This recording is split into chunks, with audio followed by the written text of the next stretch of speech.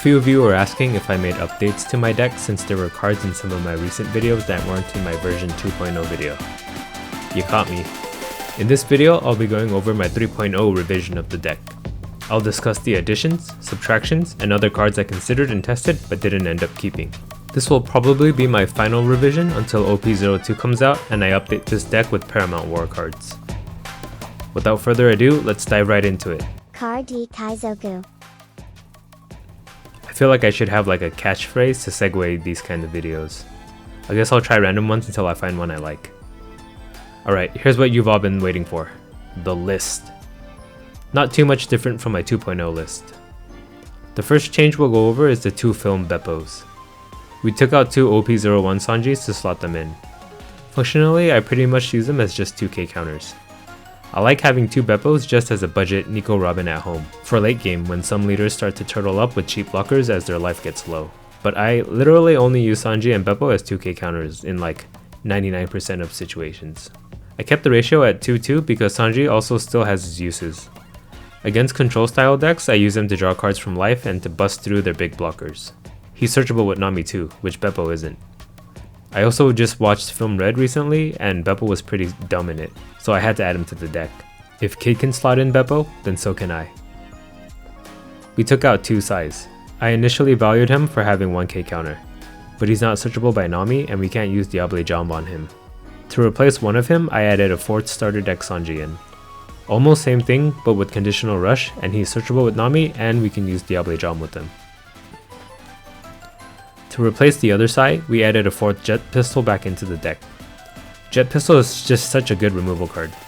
Increasing the chances of a Jet Pistol trigger off life is good too. The reason I was comfortable with 3 was because I was also running 2 round tables. Which brings me to my next change. I took out 2 round tables. As good as round table was against Kid and Kaido, it really hurt us in Zoro, Luffy, and Law matchups. For Kid, I've had to learn to be more conservative with my Jet Pistols and save it to combo it with Law and Otama.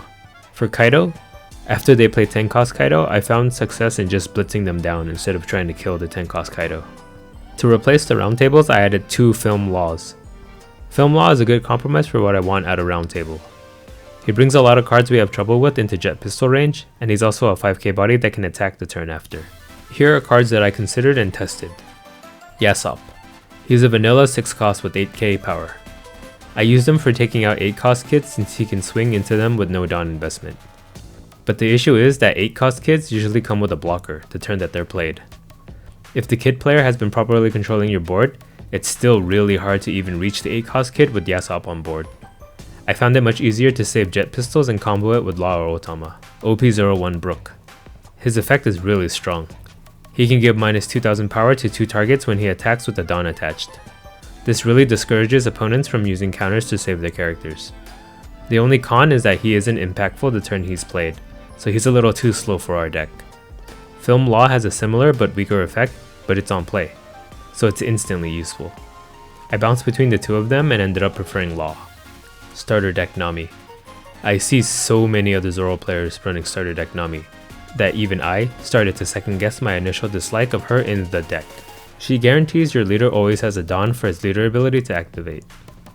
She does indeed make your early game stronger, but she's pretty much useless in the late game. It feels pretty bad to top deck a starter deck Nami that could have been a number of other more useful cards. I tested her for 1 game and took her out instantly after. I don't think I've ever lost a mirror match against a Zoro that played starter deck Nami. Starter deck Zoro. He costs 3 Dawn and for 1 Dawn investment and your leader ability active, he becomes 8k. Pretty much the reason to run him is the same as what we wanted out of Yasop, but he also runs into the same issues as Yasop. Jet Pistol is just better at handling 8 cost kid. Film Gordon. Slightly better Otama effect, but he's not a 2k counter. I couldn't afford to cut any 2k counters for him. He'll be better for the deck in OP02. Event counters. Another thing I see every other Zoro player play is Red Hawk, Guard Point, or Radical Beam. Am I missing something? Leaving Dawn open early to get value out of them really slows you down, so that means you only ever use them later in the game when you're nickel and diming for board control. But I've had more success utilizing every Dawn I have available to get damage to stick, and finishing with Luffy or Diable Jambe. Maybe it's just a playstyle difference. Sunny-kun and 2k counter Luffy. There are offensive cards that die to Nami on the clapback. I can't justify a slot for 1 turn of usefulness. In 2 years to Shabondi. You don't have to spend a Dawn to search your deck if you only put good cards in your deck.